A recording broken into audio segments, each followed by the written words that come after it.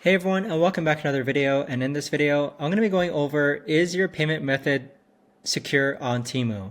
Now this video is going to be particularly useful for individuals. Let's say that you just heard about Temu and you're wondering whether or not it's actually secure to input your credit card data. Now, to simply answer this question, all the data that you put into Temu, especially your payment methods, is encrypted.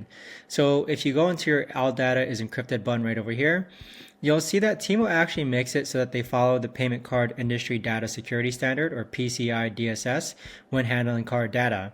In addition, all data is encrypted, and Temu never sells your card information.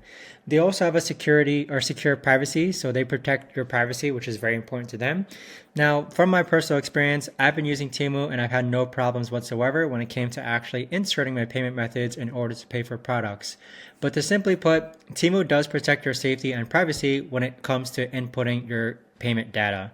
But that right there, guys, is the best and easiest way that I know of to actually go ahead and answer the question, is inserting your payment method on Temu secure? If you guys know of a better or easier way to actually answer this, let me know in the comments down below.